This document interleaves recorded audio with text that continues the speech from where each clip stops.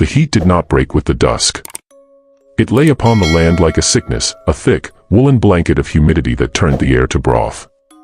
Crickets sawed their legs in the long grass, a ceaseless, maddening chorus.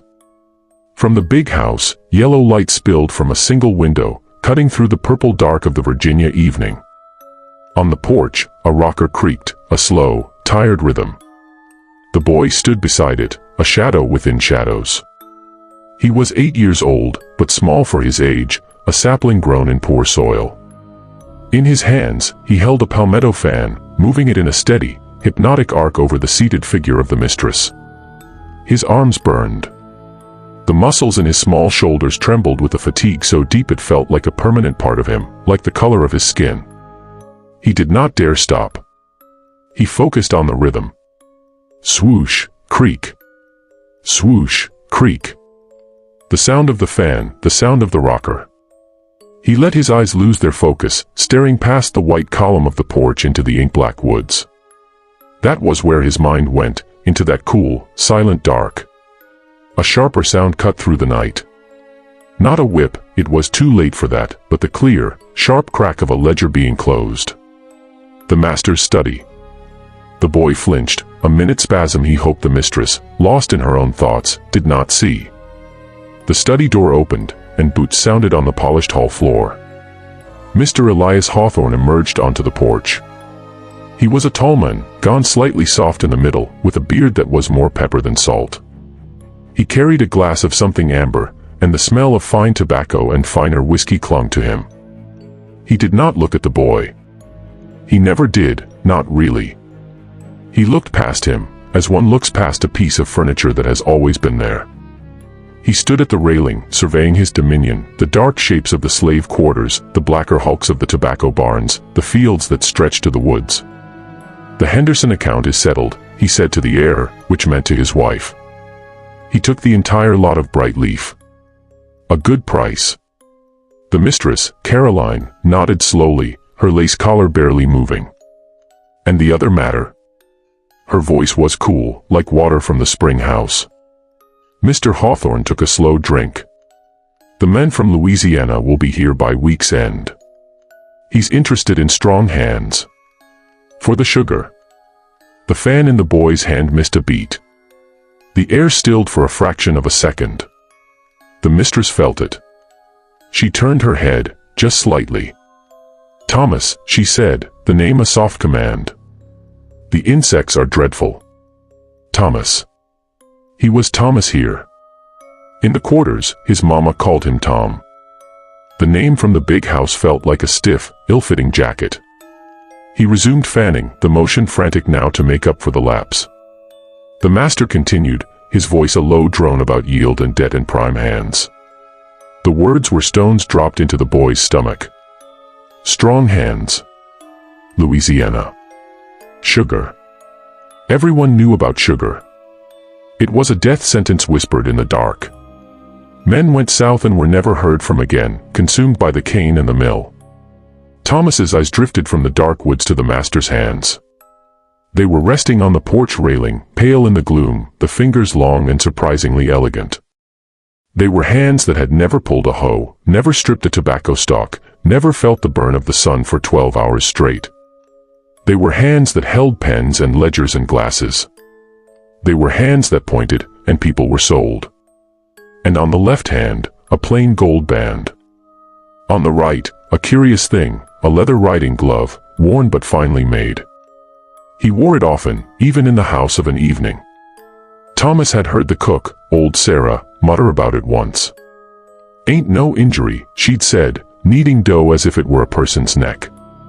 Wore it since he come back from that trip to Richmond, years ago. Vanity, is all. Thinks it makes him look the gentleman rider. The master turned from the railing. As he did, the light from the window caught the cuff of the glove. For an instant, Thomas saw it. A slight, almost imperceptible bulge along the line of the smallest finger. A distortion in the smooth leather. It was not the hand's shape. It was something under. Then the moment passed. Mr. Hawthorne finished his drink, announced he was retiring, and disappeared inside. The mistress soon followed, dismissing Thomas with a faint wave. He placed the fan on the stool and descended the porch steps, his bare feet silent on the warm earth.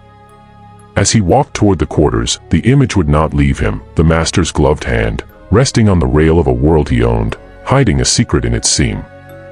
He did not know it then, but he was remembering it for me. For us. A century and a half later, we would lean close to a high-resolution scan of a portrait, our own hearts missing a beat, and see that same subtle distortion. And we would begin to understand. He was born in the early spring of 1847, in a cabin that smelled of damp earth and wood smoke. Willow Creek Plantation, Virginia. His mother's name was Ada. She was a laundress for the big house, her hands perpetually raw and cracked from lye soap and scalding water. His father was a field hand named Joseph, from a neighboring plantation. He had been hired out for a season's work at Willow Creek the year before. When the season ended, he was sent back. Thomas would know him only as a deep voice telling stories on a rare Sunday visit, and then, soon, not at all. Joseph was sold to a trader heading to Alabama. Ada was told on a Tuesday. She did not cry where anyone could see. That night, Thomas, still a babe in arms, was awakened by a shaking. It was his mother, silent, her whole body convulsing with sobs she refused to let become sound. His first memory was of texture. The rough, homespun wool of his mother's skirt, clutched in his fist as she stood over the ironing board in the outbuilding behind the kitchen. The startling, cool smoothness of a porcelain cup he was once allowed to hold, very carefully, while the mistress looked on with a bemused smile. The terrifying, gritty scrape of the dirt floor of their cabin against his knees when he fell. His world was one of objects, of their care and their peril. Ada's domain was the preservation and presentation of things. She fought dirt, sweat, and time itself to keep the hawthorns' linens white, their silks bright, their lace unblemished. Thomas was her shadow in this war.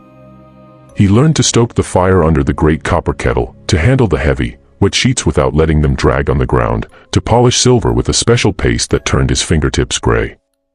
He learned, too, the hierarchy of things. The mistress's French perfume bottle was more important than a drinking glass. The master's riding boots were more important than the mistress's shawl. And all of these things were immeasurably more important than he was. He was a thing that handled things. This was the first and most fundamental lesson of his life. His second lesson came when he was 5. He was in the kitchen, tasked with fanning the flies away from a ham. The cook, old Sarah, had a grandson about his age, a boy named Eli. They were not supposed to play, but in a quiet moment, their eyes met and they shared a grin over a stolen biscuit.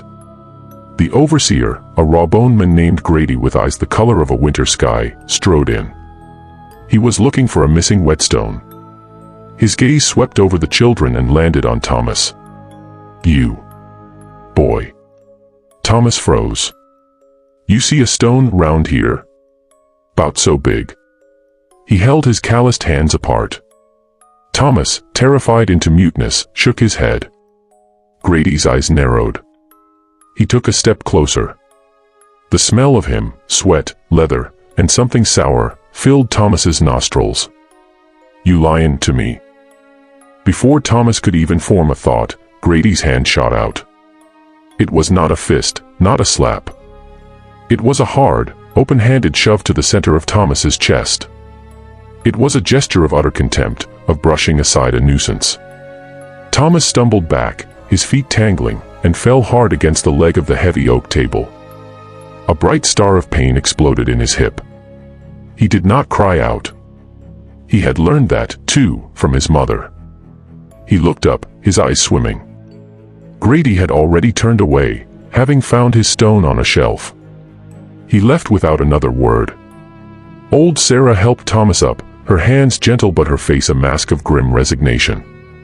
"Ain't nothin'," she murmured, brushing dirt from his shirt. "You ain't nothin' to him. Remember that. Makes it hurt less." It did not make it hurt less. But it planted a seed. Thomas's defining trait began to grow in that fertile, painful soil. He became a watcher, a noticer. In a world where he was unseen, he saw everything. He saw the way Mr. Hawthorne's left eye twitched when he was calculating a debt. He saw the way Mistress Caroline's mouth tightened almost imperceptibly when she heard a baby cry from the quarters. He saw the secret, sympathetic glance the stable hand, Benjamin, gave his mother when she looked particularly weary. And he saw the glove. Willow Creek was not a theater of constant, bellowing cruelty. It was a machine, well-oiled with indifference. Mr. Hawthorne saw himself as a progressive man. He did not believe in excessive punishment, it damaged the property. He believed in order, in efficiency. The lash was used, yes, but primarily as a threat, a punctuation to the sentences of labor that comprised their lives. The real violence was in the system itself, the relentless sun, the weight of the hogshead, the gnawing hunger that was never quite satiated, the ever-present fear that vibrated in the air like heat haze. Mistress Caroline was the machine's delicate calibrator. She was a woman of precise and narrow sympathies. She could be moved to send a tonic to a sick child in the quarters, and would personally supervise the dosing. Yet that same child, if it recovered and grew, would one day appear in her ledger as an asset of a certain value, to be disposed of as needed. Her kindness was real, but it was a kindness that never questioned the fundamental premise of the world she ruled. It was a sprinkling of water on a plant whose roots were bound in iron. Overseer Grady was the machine's blunt instrument. He had no contradictions to wrestle with. To him, the people in the quarters were not quite human, they were willful, lazy animals that required breaking and directing. His cruelty was not passionate, it was administrative. A missed task required correction. Insolence, which could be a look he didn't like, required suppression. He was a man who enjoyed the clarity of his work. Thomas navigated this world like a ghost in the daylight. His work in the laundry and his later duties as a minor house servant kept him close to the heart of the machine. He learned its sounds and its rhythms. The jingle of the master's key ring. The specific rustle of the mistress's silk skirts. The way Grady's boots sounded different on pine than on oak, heavier, more deliberate. He grew older, taller, but remained lean. His hands, from years of handling fine fabrics and silver, were surprisingly nimble. He developed a skill, a secret one. He learned to mend. Not just clumsily, but invisibly. Watching his mother, he learned how to reweave a torn sheet, how to stitch a ripped seam so it looked factory-made, how to darn a sock so the darn was stronger than the original weave. It was a small, quiet power. To take something broken and make it whole again, to hide the evidence of damage. In a world dedicated to breaking, it felt like a tiny act of rebellion. His friendship with Eli, the cook's grandson, was his only solace. Eli was destined for the fields, and his body was thickening with the muscle that work required. He had a louder spirit, a spark of defiance that terrified and thrilled Thomas. They would meet in the stolen moments, late evenings by the creek, early mornings before the horn blew. "I heard Benjamin talking," Eli whispered one evening, their backs against a mossy log. "Said there's a man, a free black man in the town, who can read words. Real words. Not just signs." Thomas stared at him. Reading was a forbidden magic, a power greater than any they knew. "What for?" he breathed. "To know things," Eli said, his eyes gleaming in the dusk. "To know what those papers say. The ones that sell people. The ones that set people free."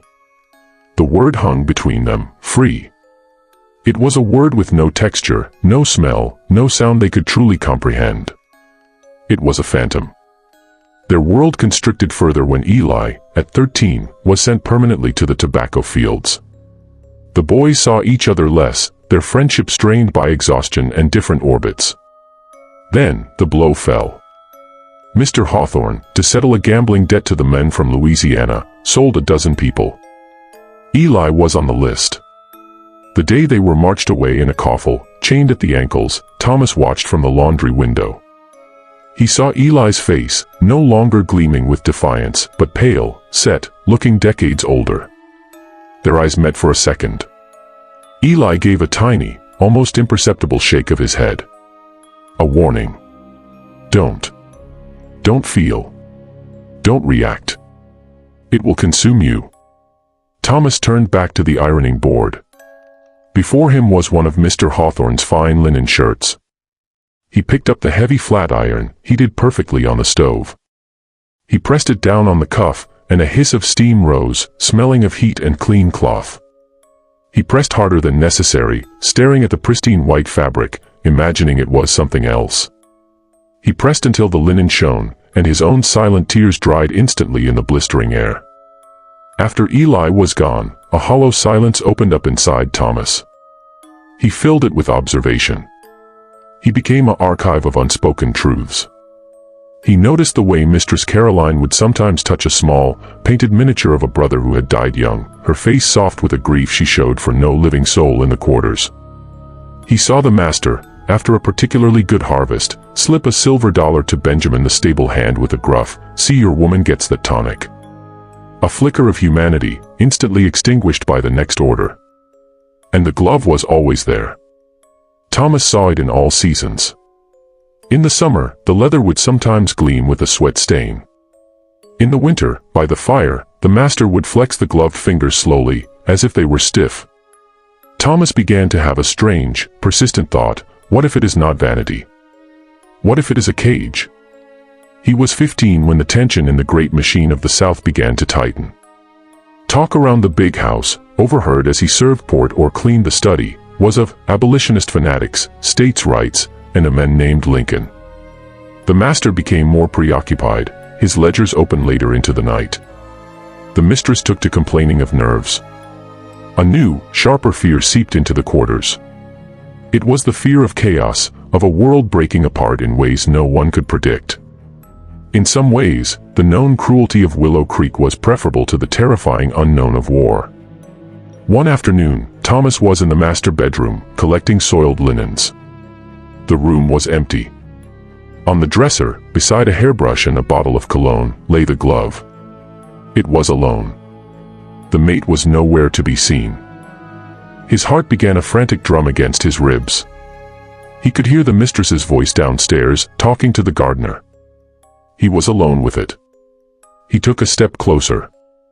The leather was worn smooth at the fingertips, stained dark from years of use. He stared at that slight, familiar bulge along the seam of the smallest finger. It was more obvious up close. He did not know what possessed him.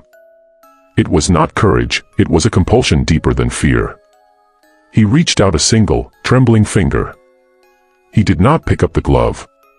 He merely pressed the pad of his finger against the bulge. It was not soft like folded paper. It was firm, with a slight give. Cylindrical. A roll of something. Paper, perhaps, tightly wound. A floorboard creaked in the hall. Thomas snatched his hand back as if burned.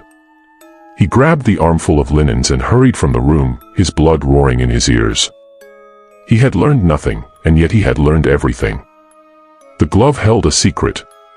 A physical, hidden secret. The master carried it on his person every day. The knowledge became a stone in Thomas's shoe, a constant, nagging presence. It changed how he saw the men. Mr. Hawthorne was not just a master, he was a man with something to hide. The imbalance of power between them remained absolute, but a new, faint line had been drawn. Thomas held a piece of truth about him. A tiny, useless, terrifying piece of truth. War came. It was a distant thunder at first, then a storm that slowly swept toward Willow Creek. Master Hawthorne, too old to fight himself, became a fervent supplier to the Confederate cause. Tobacco gave way to food crops. The plantation's rhythm became one of frantic, desperate production. Everyone worked harder, ate less. The Union Army was a specter in the east, a promise and a threat tangled together. One evening in the fraught summer of 1863, a different storm arrived. A fierce summer gale lashed the plantation. The wind howled around the big house, and rain fell in blinding sheets. Thomas was in the kitchen, helping secure shutters, when the back door flew open and Grady the overseer stumbled in, water streaming from his oilskin coat. His face was alight with a vicious excitement. "Got time," he shouted to Mr. Hawthorne, who had come to see the commotion. That Ben, the stable hand, caught him down by the old mill, trying to signal with a lantern. Had this on him. He thrust a sodden piece of paper onto the table. It was a crude map, showing Willow Creek and roads leading north. Benjamin had been planning to run. To guide others. The master's face, lit by the flickering lamp, turned to stone. "Bring him to the smithy," he said, his voice low. "Now." The smithy. Not the barn, not the whipping post. The smithy, where there were irons and fire. Thomas felt the world tilt. Benjamin was a quiet man, with a wife and a young daughter in the quarters. He had given Thomas the kind look years ago. He was, in the silent language of the oppressed, a friend. He was pulled along in the grim procession. The master, Grady, and two other hands dragged Benjamin through the slashing rain. The man was silent, his head bowed. In the smoky, hot confines of the smithy, the master turned. His eyes, for the first time Thomas could remember, held a genuine, unguarded emotion, a rage born of betrayal and the crumbling of his world. "You would steal from me," Hawthorne hissed. "You would steal my property and aid my enemies. You are a traitor." Benjamin said nothing. He looked at the floor. "Hold him," the master commanded. The men forced Benjamin's right arm out, splaying his hand on the anvil. Benjamin began to struggle then, a low moan escaping his lips. He understood. Mr. Hawthorne took a heavy hammer from the smith's rack. He hefted it. He was not a violent man by hand.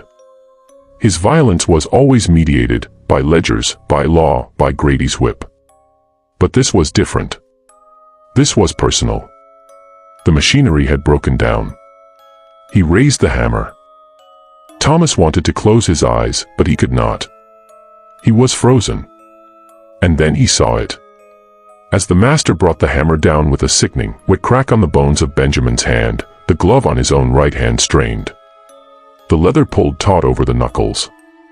And for a split second, in the lurid light of the forge, the hidden cylindrical shape within the glove was outlined perfectly against the fire.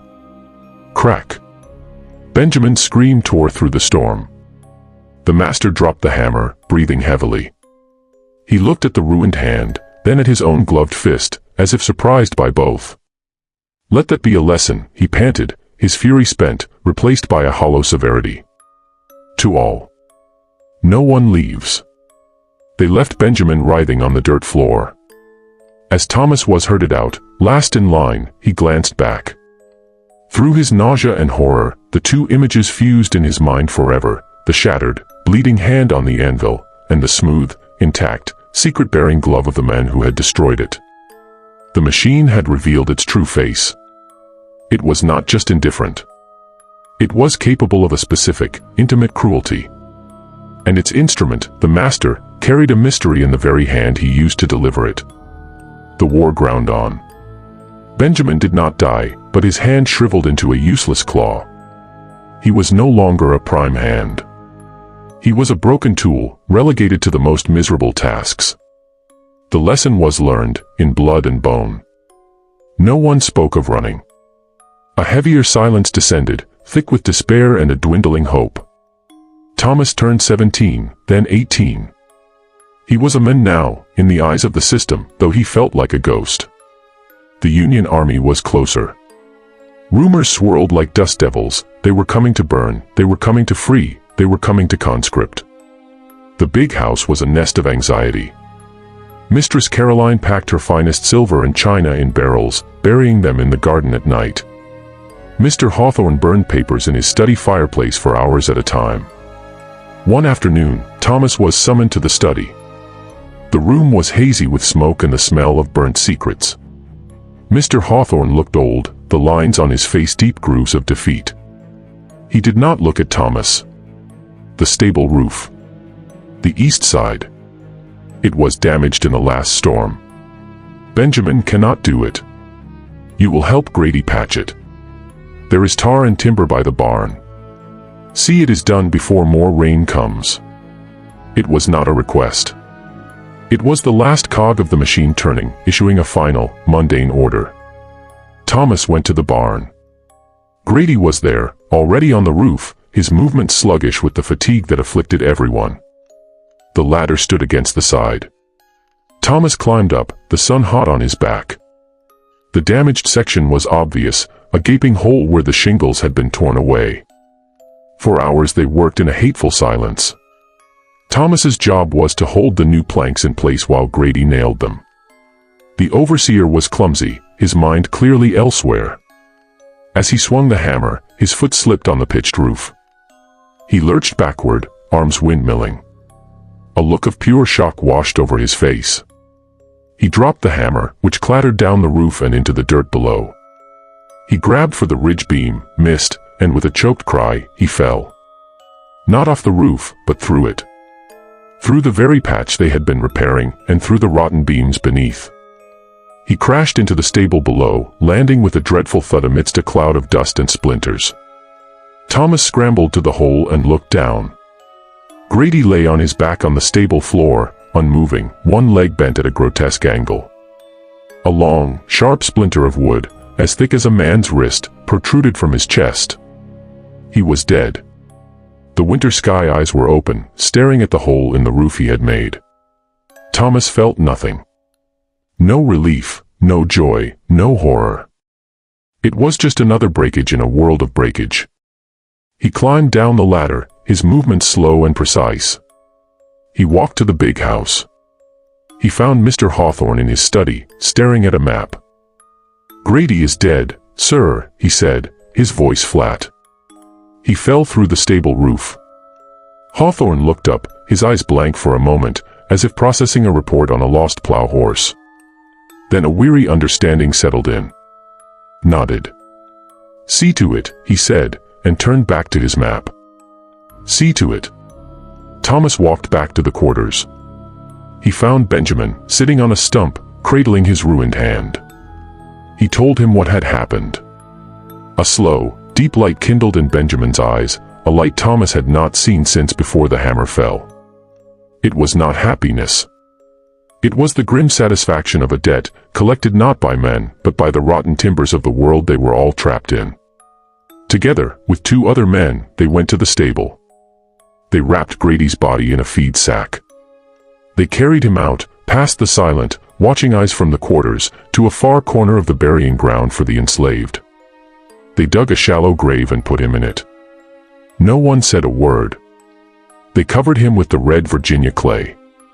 The man who had been the instrument of so much fear was now just a thing in the ground, returned to the earth he had forced others to work. As Thomas shoveled the last of the dirt, he looked toward the big house. In an upstairs window, a figure stood. Mr. Hawthorne, watching. His right hand was raised, resting against the window pane. The afternoon sun struck it fully. And Thomas saw, with absolute clarity, what he had only felt and guessed. The tight leather over the smallest finger did not perfectly conform to the shape of a finger inside. It was too rigid, too cylindrical.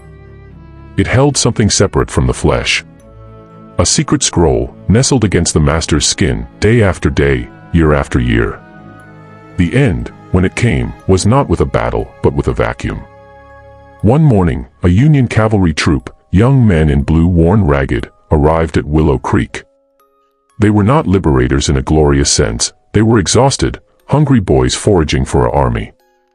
They took what food they could find, commandeered the few horses that remained.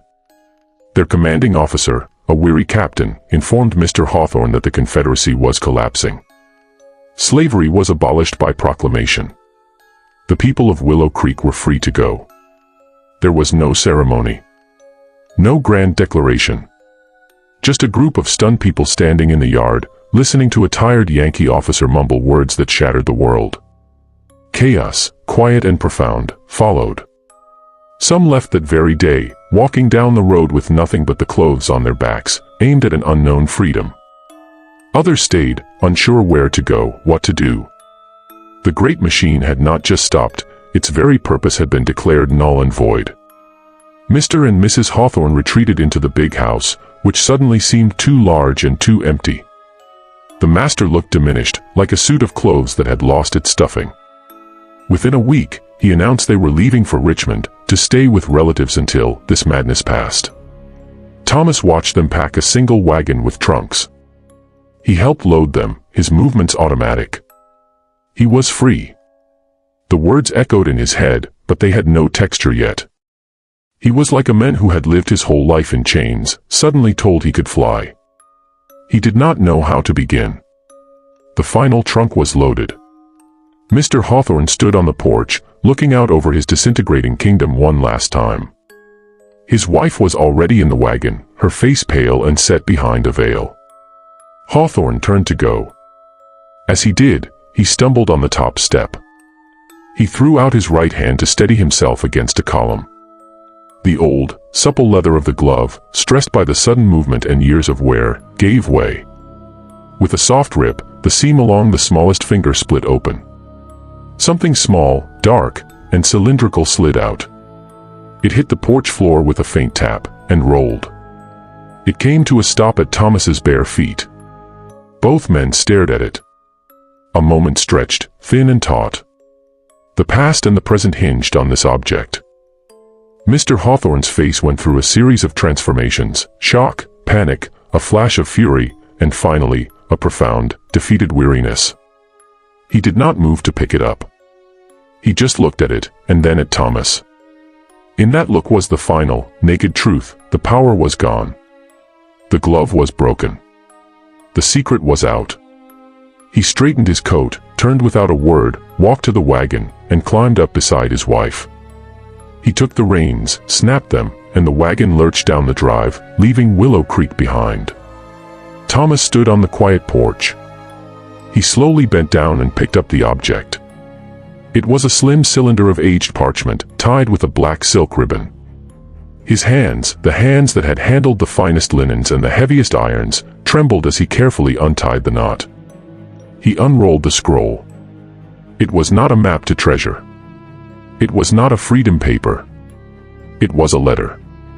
The writing was elegant, feminine, faded with time. My dearest Elias, I cannot, in good conscience, accompany you to Virginia. The world you are building there is one my soul cannot inhabit. Your letter speaks of a plantation, of order and prosperity, but it is an order founded on a crime I cannot share. I love the men you were in Boston. I cannot love the men you will become there, a master of men. Do not seek me out. I return this, the ring you gave me. Consider it, and me, part of a life you have chosen to leave behind. Farewell. Eleanor. With the letter was a simple, gold band. Smaller than a wedding ring. A promise ring. Thomas stood there for a long time, the paper in his hand. He saw it all. The young Elias Hawthorne, leaving the North, leaving a woman who saw the moral fault line he was about to cross. He had chosen Willow Creek, and all it represented. And he had carried her rejection, the indictment of his own choice, with him every single day since. Hidden in a glove. A secret wound worn over his skin, a perpetual reminder of the men he had sacrificed to become the master. The cruelty, the coldness, the moral contortions, they were not just the nature of the men. They were, in part, the armor he had built over this private, festering shame. He had chosen this world, and he had to prove, to himself and to the ghost of Eleanor, that the choice was right. Every ledger entry, every command, every act of domination was a brick in that wall of justification. The glove was not a cage for his hand, it was a tomb for his conscience. Thomas carefully re-rolled the parchment, slid the ring back onto it, and retied the ribbon. He did not keep it. He walked to the edge of the porch and looked out at the quarters, where people were slowly, tentatively, beginning to move in a new way. He dropped the little cylinder into the damp, fertile earth by the foundation of the big house. He let the secret of Elias Hawthorne return to the soil of the place it had helped to create. It was not his to carry. Thomas left Willow Creek. He took the name Thomas Freeman. He learned to read. He became a carpenter, a man who built things, homes, furniture, a life. He married, had children, grew old. He seldom spoke of the years before. The memories were a landscape of shadows and pain, and the bright, piercing detail of a glove. In 1903, a successful, elderly Thomas Freeman sat for a formal portrait in a Baltimore studio. He wore a fine black suit. His white hair was neatly trimmed. His face, etched with the lines of a hard-won life, was calm, dignified, inscrutable. In his lap, his hands rested. They were the hands of a craftsman, strong, with knuckles slightly enlarged from a lifetime of work. On his left hand, a wedding band. And on his right hand, a single, finely made leather glove. The portrait hung in his family's parlor for generations, a symbol of their patriarch's dignity and success. Eventually, it was donated to a historical society, catalogued, and stored away, one image among thousands from a bygone century. Decades later, a team of historians and conservators, working on a project to digitize and restore portraits of African Americans from the post-Reconstruction era, took it down. They noticed the glove. It was unusual for a formal portrait of that period. They scanned it in ultra-high resolution, hoping to see details of the tooling to identify the style. As they enhanced the image, zooming in on the hand resting so calmly on the dark wool of the suit, they saw it. A subtle but unmistakable distortion along the line of the smallest finger. A slight, cylindrical bulge in the leather. At first, they thought it a flaw in the painting, a quirk of the artist's brush. But the conservator, her eye trained to see the truth beneath varnish, knew it was intentional. It was too precise. She cross-referenced the donor's notes with census records, with the fragmented diary of Thomas Freeman's daughter, who had written of her father's quiet habit of wearing a single glove on certain days. And then they found the letter. Not the original, but a copy made by Thomas's daughter, found in a separate archive. She had written, "Papa said a man's history is not always in his face, but sometimes in what he carries, and what he chooses to show. He said some secrets are not meant to be buried, but borne, as a reminder and a shield." They understood. The glove in the portrait was not the one from Willow Creek. That had been left in the dirt. This was a new one, made by Thomas's own hand. And within it, carefully placed along the smallest finger, was his own secret. A tiny, rolled parchment. On it, in his own, painstakingly learned script, he had written two names. Benjamin. Eli. He had carried them with him, every day, for the rest of his life. Not as a wound, but as a remembrance. A quiet, enduring testament. A way of ensuring that two men who were almost erased from history, one broken, one sold, would always be present. They were hidden in plain sight, in the portrait of a free man, resting in the calm dignity of his glove, a final, elegant act of mending the torn fabric of memory. The historians restored the portrait, cleaning the varnish, revealing the deep, rich colors. But they left the glove exactly as it was. For in its subtle, hidden contour lay a story within a story, a history of cruelty and secrecy, overcome by a lifetime of quiet observation, profound understanding, and an unwavering commitment to never let the truly important things be forgotten again.